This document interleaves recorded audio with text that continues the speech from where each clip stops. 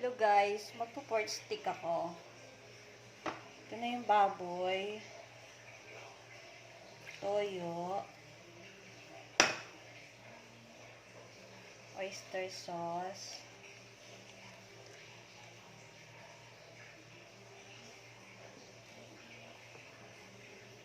Kalamansi. Konting patis.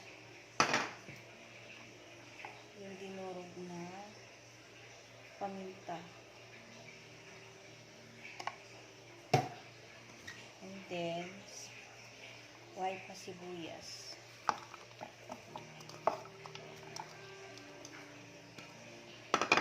Kamayin ko na. Malinis naman yung kamay ko. Tapos, ibabad to ng 1 hour. Ayun guys.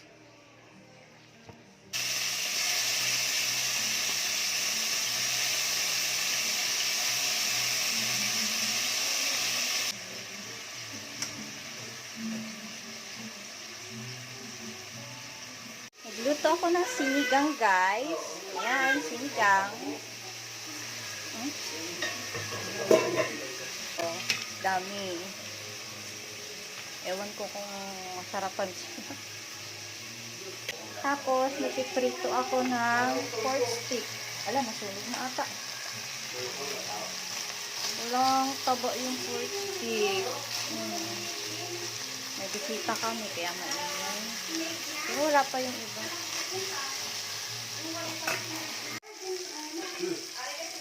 At parang pasunog naman to. Dahil ba walang taba to?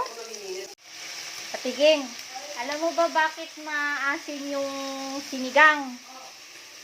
Kasi yung kalahati ng may with gabi, tapos yung sinigang na may mix, yung sampalok nilagay ko. Kaya maasim talaga. Ay, tumatalsik. Pork stick na walang taba. Kunting taba lang. Ay, hi, Ate Weng. Okay lang. Naintindihan ko naman yung Ilocano mo.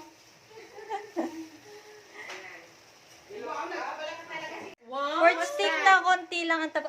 Hi, Ate Weng. Basip lang kami ha. Naduduto yun. Sinigang. Si Ate Ging eh. Para lahat tayo. Okay lang yun. Ano sinigang yo? Kaya lang marami daw naramihan ko ng mix. Sinigang mix.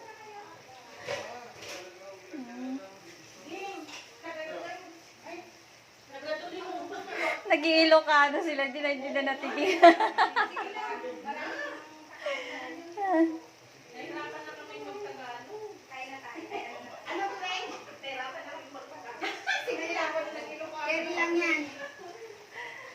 Ayan, nadala mo na yun. Basta excited ako dun sa ganun-ganun. Ano yun? Nakaluto na siya, te. Oo. Kaluto na siya. Yung roti niya. Oo, roti. Ano pang dadalhin? Ito na yung pork stick ko. Kain na. Mga tayon. Nagbablog ka? Opo, opo. Gusto niyo butter?